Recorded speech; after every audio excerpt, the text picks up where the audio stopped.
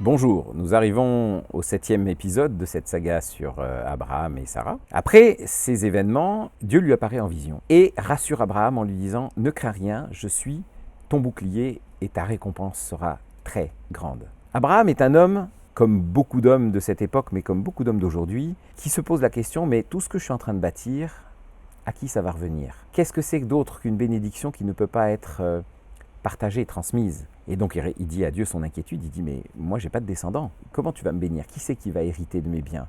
Parce que je n'ai que mon serviteur Eliezer. » Mais Dieu lui répond « Non, c'est ta propre descendance qui héritera de tous tes biens et des bénédictions que je vais te donner. » Dieu rajoute « Regarde le ciel, si tu peux compter les étoiles du ciel, alors tu pourras compter ta descendance. » Abraham répond « Ok, je te fais confiance. » Et là, il y a une parole extrêmement importante dans ce chapitre de la Genèse. Pour la première fois, on parle du fait que un homme mit sa confiance en l'Éternel, la foi, et que Dieu le lui compta comme justice. Dieu continue et lui dit « Tu vois, je t'ai fait sortir d'Our, de Chaldée, et je t'ai fait venir ici pour te donner ce pays. » Et Abraham dit à Dieu « Ok, je veux bien te croire, mais comment est-ce que je reconnaîtrai que tu vas vraiment me donner ce pays ?» Et là, on va assister à quelque chose d'étrange, qui va être la première alliance conclue de manière formelle entre Dieu et un homme de son choix, son ami Abraham. Cela va prendre une forme assez étrange, puisque Dieu va demander à Abraham de prendre des animaux, en l'occurrence une génisse, une chèvre et un bélier de 3 ans, plus une colombe et une tourterelle,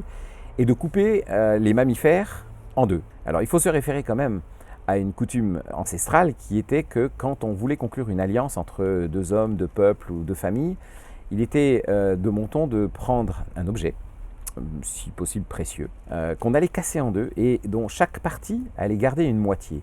Ce qui fait que quand il y avait un appel à cette alliance, eh bien, on faisait en sorte de rapprocher les deux morceaux pour vérifier s'ils s'ajustaient parfaitement. Et donc, s'ils s'ajustaient parfaitement, il s'agissait bien d'une alliance conclue. Et donc, les deux parties pouvaient effectivement poursuivre la bénédiction, ou plutôt les bienfaits de cette alliance. On va assister à quelque chose d'un peu similaire dans cette scène-là, bien que assez étrange, voire même un petit peu, un peu choquante pour notre culture d'Européens du 21e siècle.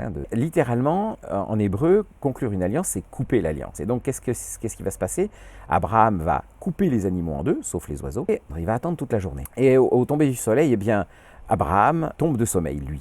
Il s'endort et à ce moment-là, il est pris d'une très profonde terreur, ce qui est un peu en opposition avec la rassurance de Dieu au début du chapitre. Mais il est pris d'une grande terreur et Dieu va venir et va lui parler. Dieu lui parle et lui annonce une prophétie. Il dit, tu vois, je donne ce pays à tes descendants, mais tes descendants seront dans un pays étranger et ils seront rendus en esclavage pendant 400 ans. Et ce n'est qu'au bout de 400 ans et de quelques générations qu'ils pourront revenir dans ce pays et que je leur donnerai.